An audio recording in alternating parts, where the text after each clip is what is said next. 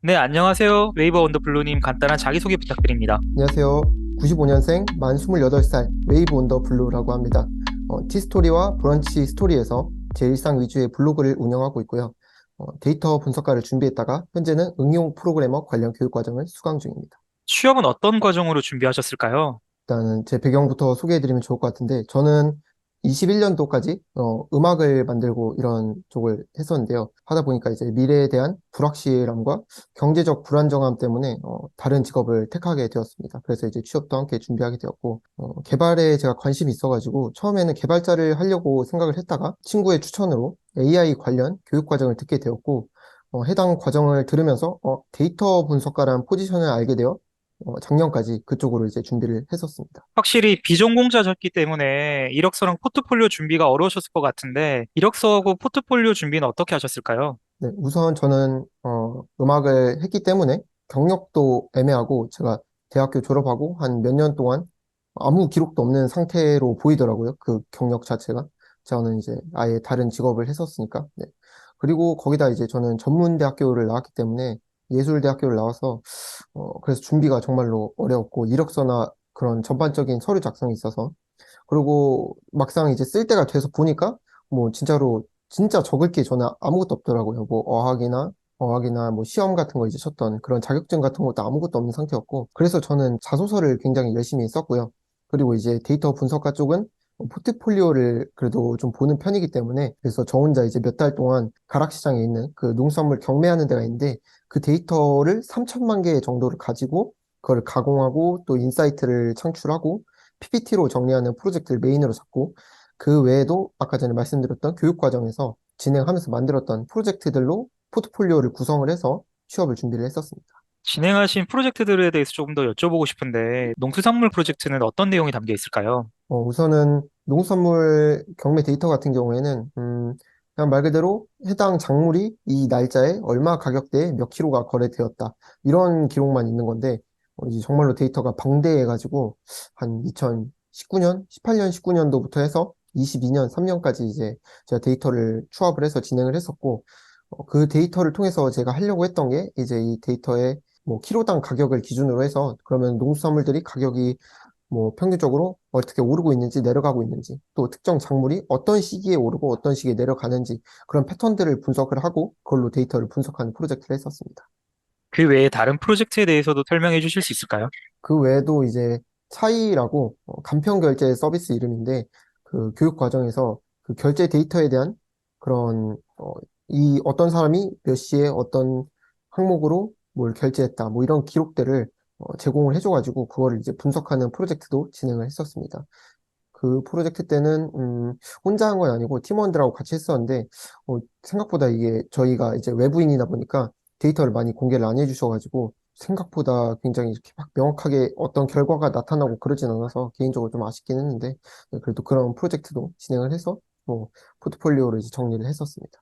네, 이렇게 이력서하고 포트폴리오를 준비하시고 난 다음에 취업 준비 과정에 본격적으로 돌입하셨을 것 같은데, 현실적인 취업 과정은 어떠셨을까요? 말씀드린 대로 처음에 준비할 때부터 저는 어려움이 좀 있었는데 그렇게 우여곡절로 포트폴리오도 나름 열심히 만들고 취준에 이렇게 돌입하게 되는데 진짜로 한 100개, 150개 회사에 다 지원을 했던 것 같아요. 취준 시기 때.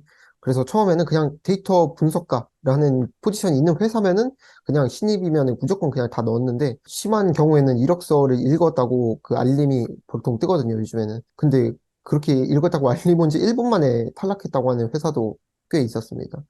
그래가지고, 그래도 저는 자신감을 가지고서 계속 지원을 했는데, 한 1주, 2주 계속 이렇게 반복이 되고, 회사에선 대답이 없고, 탈락된 것 같고, 이런 상황이 계속 반복되니까 좀 많이 지치더라고요.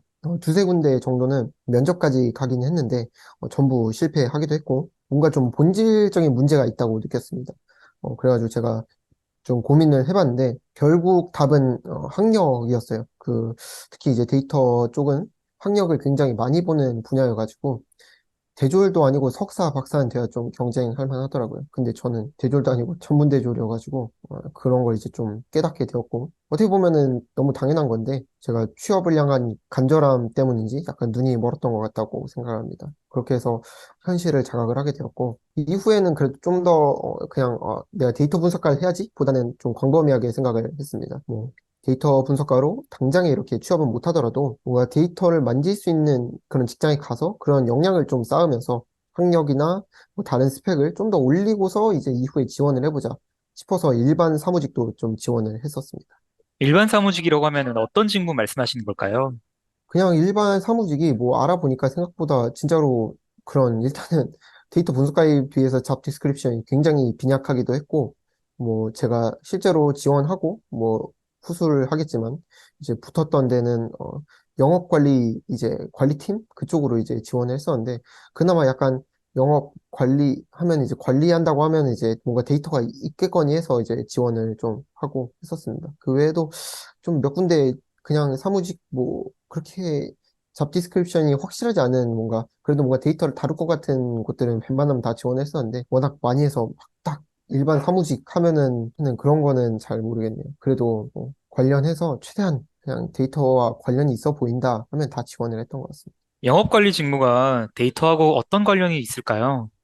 우선은 제가 이제 판단하기로는 일단 거기서 얘기하는 잡 디스크립션이나 이런 게 영업 관리라고 해가지고 뭐 데이터 뭐 엑셀로 뭘 한다든지 아니면은 뭐 영업이 이루어지면서 회사가 이제 그 회사가 뭐 판매도 하고 그런 게 많았는데 판매도 하고 이제 중간 중개업자 역할도 하고 영업도 하는 그런 회사였는데 찾아보니까 이제 뭐 실제로 거래하는 그런 거 양이라든지 아니면 공장에서 이제 출고될 때까지 흐름이라든지 아니면은 어떤 제품이 누가 이제 많이 팔았고 어디가 더 많이 팔리고 앞으로 팔릴지 이런 것도 이제 제가 거기서 잘 하면은 뭐 언젠가는 다룰 수 있을 것 같은 그런 생각이 좀 들어서 가지고 그쪽으로 네, 지원을 했었습니다. 네, 면접에서도 많은 챌린지를 받으셨을 것 같은데, 면접에서는 어떤 질문을 받으셨으며 답변은 어떻게 하셨을까요? 일단 저는 뭐 데이터 분석가로 지원했을 때하고 그런 일반 사무직으로 지원했을 때하고 또 이제 다른 질문 질답을 좀 받아가지고 우선은 데이터 분석가 포지션으로 지원했을 때는 대부분 포트폴리오에 대한 질문을 좀 많이 하셨어요. 왜냐면은 제가 생각해도 제가 면접까지 가서 저를 이제 인터뷰를 한다고 하면은 포트폴리오 말고는 볼 게 없는 사람이었기 때문에 그래서 이제 포트폴리오를 왜 어떤 목적으로 했고 아까 전에 여쭤봐 주셨듯이 어떤 목적으로 했고 어떤 식으로 했고 이걸로 해서 뭘 나타내고 싶었는지, 누가 시켜서 했는지, 뭐 그런 것도 많이 여쭤보셨습니다. 그렇게 물어보셨고, 이력서나 자소서에 쓴 내용도 많이 여쭤보셨어요. 특히 제가 이제 AI 관련 교육 과정을 들었기 때문에 거기서 이제 뭘 배웠느냐, 아니면은 뭐 SQL 같은 요즘에 많이 중요하니까 그런 거 질문도 하셨었고, 또 어떤 회사에는 면접을 갔더니 저는 데이터 분석가 그런 면접을 알고 갔는데 갑자기 자기네 회사에 백엔드 개발자로 들어올 생각이 없냐고 하시더라고요. 그, 그때는 아직 데이터 분석가에 욕심이 있어가지고 거절을 했는데 그때 그걸 또 수락을 했으면 또 다른 삶이 또 있지 않았을까 싶기도 하고요. 그리고 또 질문해 주셨던 것 중에 저는 대학을 졸업하고 나서 공백이 좀 있었잖아요. 그래서 그런 점에 대해서도 질문을 많이 하셨어요. 뭐 나중에 다시 음악이 하고 싶어지면 어쩔 거냐 뭐 그런 식으로 여쭤보시기도 했고요. 저는 뭐 제 이름으로 된 앨범도 이미 내봤고 소위 말해서 이제 갈 때까지 가본 사람이라서 그럴 일 없을 거라고 이제 답변하기도 했었고 데이터 분석가 말고 일반 사무직으로 지원했을 때는 그거보다는 좀 더 전반적으로 질문들이 제네럴했던 것 같아요. 특히 이제 자소서 위주로 많이 여쭤보셨고 뭐 당연한 거지만 음악하다가 왜 관뒀냐 이런 것도 많이 여쭤보셨습니다. 네, 그런 식으로 많이 진행했던 것 같아요. 네, 이렇게 첫 회사에 입사를 하게 되셨는데, 아무래도 데이터 분석가를 희망을 하시다가 영업관리로 직무 전환을 하신 터라 가지고, 현실적인 어려움들도 있으셨을 거라고 생각을 합니다. 첫 회사에서 입사하고 난 후 경험해본 실무는 어떠셨을까요? 우선 제가 들어간 회사는 일반 중소기업이었고 저는 영업관리팀으로 들어갔습니다. 그나마 이제 관리팀이니까 데이터를 많이 만져보지 않을까 뭐 했는데 실무를 전부 다 엑셀로 하더라고요. 연락 체계나 이런 것도 뭔가 ERP나 여러 가지 시스템들이 분명히 있을 텐데 카톡 그것도 오픈 채팅도 아니고 그냥 그 전화번호가 있어야지 참여할 수 있는 실명 톡으로 다 진행을 하고요. 진짜로 제가 들어가고서 한 일주일 됐는데 갑자기 저를 이제 일을 시켜야겠다 하면서 무슨 단톡을 한 8개인가 9개 막 한꺼번에 다 초대를 하시더라고요. 거기서 그리고 이제 영업 지점별로 이제 다 카톡으로 소통을 하고 있고 하는 걸 보면서 이걸가 이유가 제가 생각을 해보니까 이 기업이 생산하고 판매 다 하는 기업이었는데 영업하는 쪽이 뭐 보니까 실무자들이 나이가 어느 정도 있기도 하고 또 외근이 잦아가지고 막 어플이라든지 이런 거를 조작하는 걸 좀 어려워해서 그런 수단을 택한 것 같았어요. 뭐 이때부터 저는 이제 그래도 나름 머릿속에 회사 생활을 하면 그래도 이런 체계가 있고 막 스마트하게 좀 하겠다 생각했었는데 그런 환상이 좀 깨졌던 것 같습니다. 그거 하고 또 처음에 제가 출근하고 일주일은 정말로 아무것도 안 시키시더라고요. 그냥 일만 조금 가르쳐 주시고. 그래도 일을 조금씩 알려주셨는데 제가 막 노션으로 열심히 이런 나중에 업무 인수인계나 여러 가지 이런 거 서류로 정리해 놓으면 좋다고 막 공부를 해놓고 가가지고 노션으로 막 정리하면서 배웠던 기억이 납니다.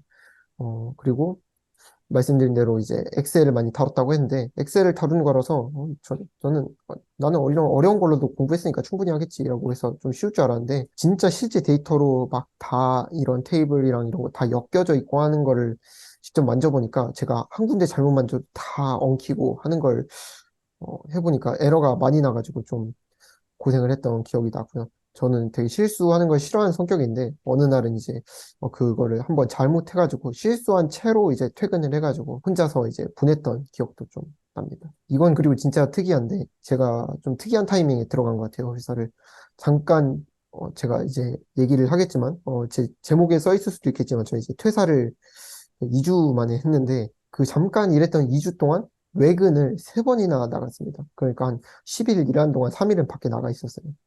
외근을 진짜 그렇게 나가고 그냥 잠깐 어디 뭐 회사 앞에 걸어서 갔다 온 것도 아니고 운전을 해가지고 저기 멀리 대전 이런 데도 가보고 그러니까 진짜 정신이 없더라고요. 그래도 일을 전반적으로 했을 때 제일 크게 느꼈던 거는 사수가 굉장히 좋은 분이셨다는 게 네, 기억이 납니다. 그분이 되게 제 동안이셨는데 제가 생각한 나이보다 한 10살은 많으시더라고요. 저는 한 30대 뭐 이 정도겠거니 했는데 막 40 몇 이러셔가지고 깜짝 놀랐던 기억이 나고 그분이 이제 가르쳐 주시는 스타일이나 이런 게 되게 배려해서 이런 걸 깔끔하게 막 해주신 게 정말 좋더라고요. 그리고 되게 젠틀한 분이셨고 막 꼰대스럽다? 이런 면도 전혀 없으셨고, 제가 만약에 말씀드릴 그 문제가 안 생겼다면은 계속 같이 일하고 싶었던 분이었던 것 같습니다. 이 정도였던 것 같아요. 회사에서 이제 경험해본 그런 느꼈던 것들, 그 시간 동안. 네, 지금 그 회사의 좋은 점과 아쉬운 점을 모두 말씀해 주셨는데, 그럼에도 불구하고 2주 만에 퇴사를 하셨어요. 명백한 이유가 있으실 거라고 생각을 합니다. 2주 만에 퇴사하신 이유가 있으실까요? 약간 얘기하기가 쉽지는 않은 부분인 것 같은데, 일단은 차근차근 얘기를 해보자면은, 어느 날은 이제 영업팀 회의 때문에 지방으로 이제 출장을 가게 됐습니다. 대전으로. 그래서 운전으로 한 2시간을 가야 하는 거리였는데, 뭐 출장 자체는 괜찮았습니다. 뭐 운전하는 거나 이런 것도. 나름 이제 외지로 이제 돈 받고 이제 나간다. 이런 약간 재미도 약간 있었던 것 같고, 회의가 이제 일찍 시작해가지고 한 5시쯤 해서 끝났거든요. 그래가지고 처음에 그냥 바로 갈 줄 알았는데 몇몇 분하고 회식을 이제 하게 됐어요, 같이. 그래가지고 저도 팀장님도 둘 다 빨리 집에 가고 싶었는데 그래도 저희가 제일 윗사람이 아니다 보니까 그래서 이제 집에 갈 타이밍을 이제 재면서 될 때 되면은 가자 이러면서 또 같이 참여를 하다가 결국 술자리를 이제 회식 자리를 1차, 2차, 3차 다 따라가게 되더라고요. 그래도 이제 운전을 해서 들어가야 되니까 저는 이제 술을 팀장님이 이제 배려해 주셔서 술을 안 마셨는데 3차까지 가니까 이제 문제가 좀 터졌습니다. 사실 제가 결혼을 한지 얼마 되지 않았거든요.